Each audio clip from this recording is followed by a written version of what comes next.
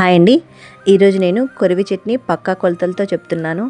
అది కూడా half KG పండుమిర్చితో ఎవరైనా ఈజీగా పెట్టుకోవచ్చు. హాఫ్ కేజీ పండుమిర్చి, ఉప్పు 125 గ్రామ్స్, 125 గ్రామ్స్ చింతపండు, 100 గ్రామ్స్ ఎల్లిపాయలు, మెంతులు 3 టేబుల్ స్పూన్స్ మెంతి పొడి చేసి పెట్టుకోండి వేయించి, ఆయిల్ 200 గ్రామ్స్, పసుపు 2 టేబుల్ స్పూన్స్.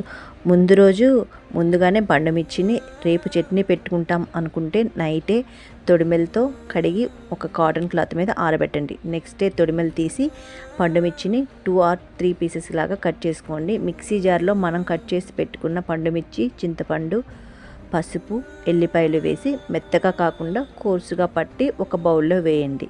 ఇలాగే మిగిలినవి కూడా మిక్సీ వేసుకొని బౌల్లో వేసి కలపండి. ఇప్పుడు మెంతుల పొడి ఇందులో వేసి అంతా కలిసేలా కలుపుకోండి. ఒక బాండీలో 200 ml ఆయిల్ పోసుకొని పచ్చిపప్పు, జీలకర్ర, ఎల్లిపాయలు, ఎండుమిర్చి, కరివేపాకు, ఇంగువ వేసి కలిపి మనం మిక్సీ వేసుకున్న పండుమిర్చి చట్నీ వేసి ఆయిల్లో అంతా కలిసేలా కలుపుకోండి.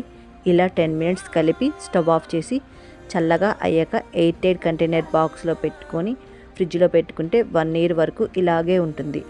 ఇలా ఒకసారి ట్రై చేయండి. ఎలా వచ్చిందో కామెంట్స్లో చెప్పడం మరవకండి. అలాగే వీడియో చూసి సబ్స్క్రైబ్ చేసి వీడియో నచ్చినట్లయితే లైక్ చేయడం మాత్రం మర్చిపోకండి. Thank you so much for watching.